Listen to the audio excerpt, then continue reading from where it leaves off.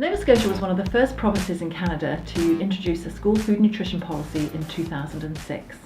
This policy set out to outline the kinds of foods that should be sold and served in schools, and really was developed in consultation with a number of different partners.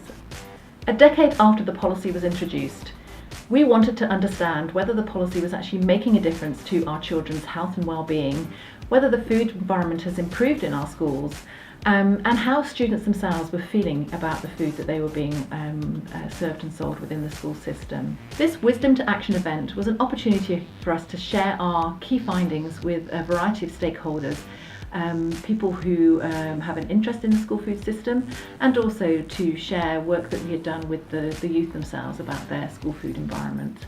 Recognizing the importance and value of the youth voice in our research, we really felt it was important to have youth front and center at our event with Wisdom to Action. And so having them hosting, facilitating, and leading the conversations with stakeholders in school food in Nova Scotia. Hi, I'm Ethan Palliser-Nicholas, and I was a youth host at Wisdom to Action Food Matters event. Wisdom to Action partnered with Healthy Populations Institute to put on a community event around school food. We acknowledged that we were on Mi'kmaq lands, and we were located at the Mi'kmaq Native Friendship Center. Debbie Eisen, our elder, opened us with an open prayer. This event brought together key stakeholders and youth leaders to discuss these challenges and opportunities around food. A team of young people hosted this event, and conversations were collected for further use. We started this event with an open circle to introduce everybody in the room. Then we led into the Pejakujas, which are a short, fun presentation.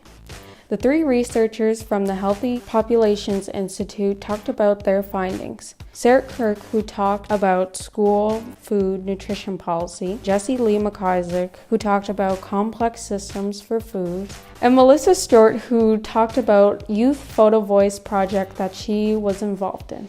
Then we jumped right into the World Cafe. Often the best conversations are had with a group of friends for coffee.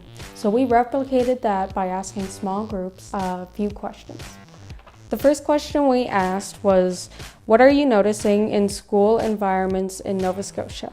People talked about everything from convenience of food and young people's genuine desire for healthy foods. Question 2. How do you see yourself in the school environment connecting with a broader community?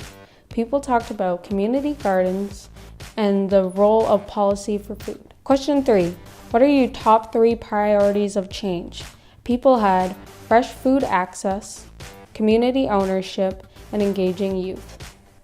After lunch, we heard more short presentations from Nourish Nova Scotia, Ecology Action Centre, St. Catherine's School Garden, breakfast programs, and the Food Security Social Innovation Lab. Then we moved into our last activity of the day, which was Open Space.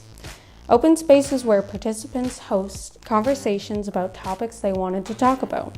Some of the topics included the impact of food in schools, food and beverage marketing to kids, and should vending machines be in schools. Highlights from these conversations were shared with everyone, along with photos from the Photo Voice project that Melissa has shared about earlier.